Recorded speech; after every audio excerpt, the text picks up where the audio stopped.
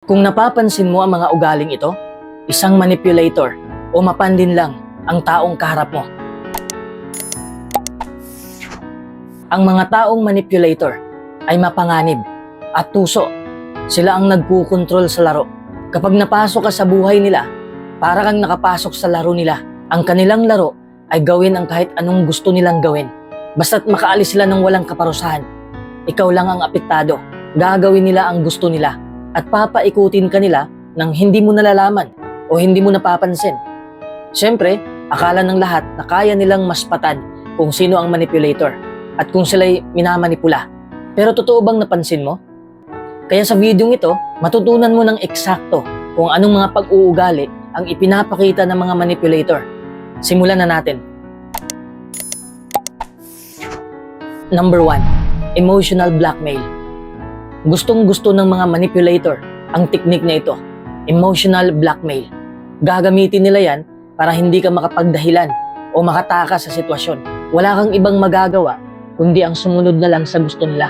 Emotional blackmail is a form of emotional violence. Halimbawa ng emotional blackmail. Kung totoo kang kaibigan, gawin mo ito para sa akin. Kung makikipaghiwalay ka sa akin, magpapakamatay ako. Expected ko naman hindi ka tutulong. Palagi ka naman ganyan eh. Marami pang ibang halimbawa na ganyang type ng threat para lang magawa mo ang gusto nila. Kapag kasi hindi mo gagawin, feeling mo, ikaw pa ang magigilty dahil sa mga sinabi nila. Alam ng mga manipulator kung ano ang ginagawa nila.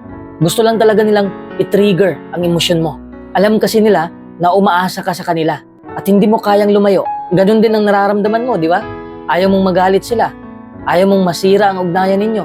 Kaya bumigay ka na lang for the sake of peace. Para lang okay pa rin kayo. Ang may papayo ko sa'yo, huwag kang sumunod sa mga demand nila. Kung gagawin mo ang gusto nila, kahit hindi mo gusto, binibigyan mo lang sila ng kapangyarihan at gagamitin nila ang kapangyarihan na yon upang kontrolin ka. Hindi mo responsibilidad ang nararamdaman nila. Kung tatanggihan mo ang kanilang hiling at mag-set ka ng boundaries, karapatan mo na tumanggi sa mga bagay na ayaw mong gawin o hindi ka komportable o mag-react ng may galit at defensive. Hindi ikaw ang may kasalanan sa sitwasyon nila at wala silang karapatang sisihin ka sa kanilang mga damdamin at problema. Kung nauunawaan nila ito, mabuti. Kung hindi, hindi. Number 2, sobra silang mabait. Tandaan mo, hindi lahat ng mabait. Minsan ginagamit nila ang kabaitan para madali mo silang magustuhan at madali ka nilang mapaikot. Ginagamit nila ang kanilang charm, ang kanilang charisma. Pinupuri ka nila palagi. Ipinapakita nila sa'yo na approachable sila. At pala kaibigan, ginagawa nila ang lahat ng magagandang katangian para maging komportable ka at madali kang maka-oo kung may hihilingin sila sa'yo. Ang talino nila pagdating sa pagpapanggap. Siyempre kapag nakita mong mabait ang isang tao, magbubukas ka na ng sarili mo. I mean, wala ka ng wall, wala ka ng guard, wala ka ng shield. Ibig sabihin na welcome na sila sa buhay mo. Lahat ng sekreto mo, sasabihin mo na sa kanila kasi komportable ka na. Hindi mo nakikwestiyonan ang motibo nila kasi may tiwala ka na eh. Uulitin ko, hindi lahat ng mabait ay mabait talaga. Minsan manipulator ang mga yan. And manipulation can be done by any person, regardless of the personality. Number 3, nagpapanggap na kawawa.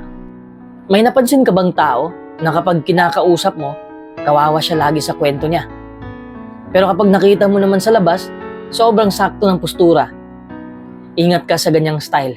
Baka pinaikot ka lang yan. Nagpapanggap silang kawawa para maawa ka, para mapalapit ka sa kanila. Ang mga masamang tao na ito ay madalas ding nagfi-feeling victim upang makuha ang simpatya at tulong mula sa ibang tao. Alam kasi nila na kapag ang tao ay naawa, tutulong din yon. Lalo na tayo mga Pinoy, di ba? Kapag may manghihingi sa atin, minsan magagalit muna tayo dahil lagi nilang umaasa sa atin, lalo na kung wala tayong maibigay.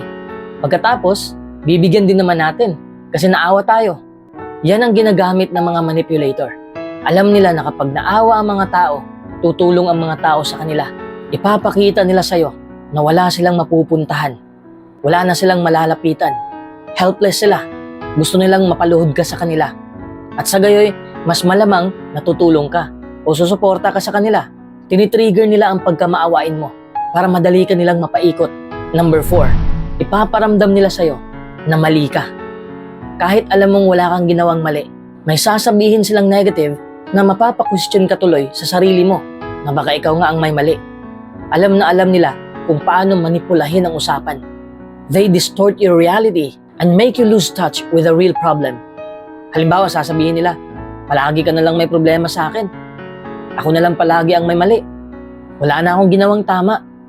Siyempre, kapag naririnig mo ang pananalitang yan, it would make you feel absolutely awful. So lalapitan mo siya para mag-sorry ka dahil iniisip mo na baka ikaw ang may pagkukulang. Manipulators skillfully use guilt as a powerful tool to manipulate emotions. Your feelings are your feelings. If someone has to guilt you into feeling bad for expressing concern, they are manipulating you. Ang tunay na nagmamahal ay makikinig sa iyong mga alalahanin at ipapaalam sa iyo na gagawin nila ang mas mabuti. Ang tunay na nagmamahal ay hindi ka bibigyan ng sama ng loob dahil sa pagkakaroon ng totoong problema. Kaya lumayo ka na sa mga taong manipulator. Huwag ka nang lumingon kasi hindi mo sila kayang baguhin. And they will leave you emotionally distraught and confused. Save yourself the heartbreak. Kaya mahalaga na malaman mo ang kanilang taktika upang maiwasan mo ang kanilang manipulasyon na talagang makaapekto sa'yo. Number 5, mixed signal ang kanilang atake. Ginagawa nila yan para tumagilid ka. Kapag kasi balanse ang buhay mo, hindi ka nila makukuha. Hindi ka nila mamanipula. Kaya ino-off balance ka nila para sila ang hahawak sa'yo. Katulad natin, nung bata pa tayo, di ba? Inalalayan tayo lagi ng ating mga magulang kasi hindi pa tayo balanseng mag-isip, hindi pa tayo balanseng gumalaw. Sila pa ang may control sa atin.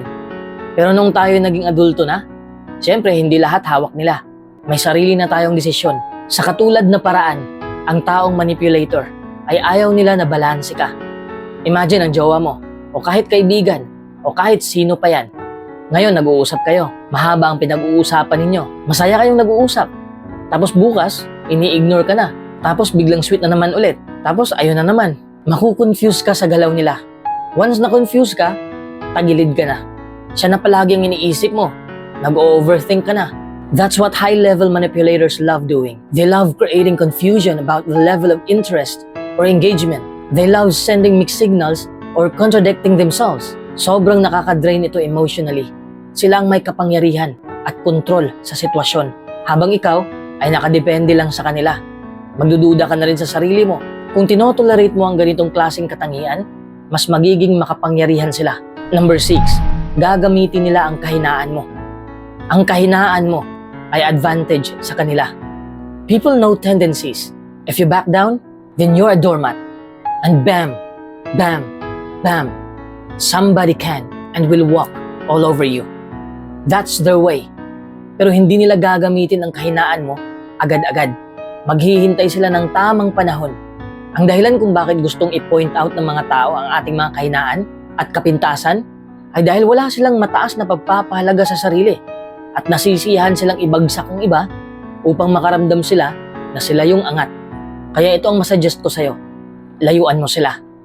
Kapag kasi sumang-ayon ka sa ugali nila, mas lalong lalaki ang ulo nila. Nag-e-enjoy sila kapag bumababa ka sa kanilang level. Minsan kailangan mo talagang magalit sa kanila para naman hindi maging abusado. Number 7, nanggagaslight. Ang gaslighting ay isang uri ng psychological abuse where a person causes someone to question their sanity, memories, or perception of reality. Tapos ang mga taong nakakaranas ng gaslighting ay maaaring makaramdam ng kalituhan, pagkabahala, o kawalang katiyakan sa kanilang sarili. Manipulators have massive insecurities about their identity.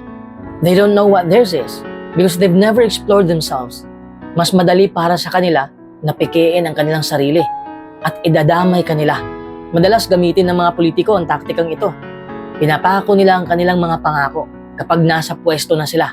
Ang mga manipulator sa lahat ng antas ay malawakan itong ginagamit. Tinatanggi nila ang mga bagay na sinabi nila o ginawa nila na nagiging dahilan para pagdudahan mo ang sarili mong alaala at pananaw sa mga pangyayari. Halimbawa, sasabihin nila, hindi ko naman sinabi yun, kung ano-ano na lang naiisip mo. Tapos maniniwala ka na rin na baka guni-guni mo lang yun. At kung i-confront mo sila tungkol sa kanilang mga aksyon, sila ang magbabaliktad ng sitwasyon. At sisisihin ka na magdudulot sa'yo ng pagdududa kung ikaw ba talagang may kasalanan. Kaya maipapayo ko sa'yo, distance yourself from negative influences. Avoid toxic relationships. Cultivate a positive mindset. Alagaan mo ang iyong sarili. At mahalin mo ang sarili mo. Magtiwala ka sa mga desisyon mo. Number 8. Sobra silang makapuri sa'yo. Ang ganda mo. Ang gwapo mo. Ang talino mo. Ang bait mo. Halos lahat ng compliments sasabihin nila. Sinasadya nilang sabihin ang labis na papuri para makuha ang iyong pabor. Pero depende ito sa tao at depende rin kung paano ka mag-respond. Kasi hindi naman lahat ng gumagawa nito ay manipulator. Siguro excited lang silang purihin ka. Mararamdaman mo naman yan. In my experience, I have encountered some individuals who naturally have a tendency to over-compliment others. Sometimes it could be manipulative, but other times, a person truly means what they are saying. However, if someone with bad intentions overly compliments you, parang masasakal ka na. Mararamdaman mo yan. They use flattery as a tool to build a connection and loyalty. Kapag kasi palagi mong naririnig ang compliments, lalaki ang ego mo, making you more likely to comply with their desires. Number 9, ikaw ang sisisihin nila. Instead of taking responsibility, mas gusto nilang isisi yun sa'yo para malinis sila. Sa ganitong paraan, nalilihis nila ang atensyon mula sa kanilang mga pagkakamali habang ikaw ay nagagalit at kailangan mo nang ipagtanggol ang iyong sarili. Parang nababaliktad ang sitwasyon, di ba? Nababaliktad ang focus. Para sa kanila, palaging kasalanan ng iba. Kahit nahalata namang sila ang nagkamali, kahit mahuli mo sila sa akto, sasabihin pa rin nilang wala silang kontrol sa sitwasyon. Ililipat nila ang kanilang pagkakasala sa'yo dahil nagagalit ka daw kaagad. Sasabihin nila na biktima sila ng mga pangyayari. At iba pa, many times, they'll have an excuse lined up and ready to go because they never intended to do the things they were supposed to do in the first place. Kaya mag-iingat ka sa mga taong laging naninisi at hindi aamin sa kanilang pagkakamali. Number 10, ayaw nilang makihalubilo ka sa iba. Kahit sa pamilya, ayaw ka nilang makihalubilo. Minsan nangyayari ito sa mag-asawa. Magagalit sila kapag pupunta ka sa pamilya mo o sa mga kaibigan mo. Marahil ito na ang pinakamasama at nakakapinsalang bagay na madalas gawin ng isang manipulator. Gusto kasi nila na sila lang ang may hawak sa'yo. Gusto nila na sa kanila lang umiikot ang isip mo. Number 11, wala silang pake sa emosyon mo. Ang sinadya o paminsan-minsan na katahimikan ay isang estratehiya upang kontrolin ka at masusunod ka sa kanila sa pamamagitan ng pagtitrigger ng anxiety mo. Siyempre kapag mahal mong isang tao, matatakot ka na baka iiwan ka nila.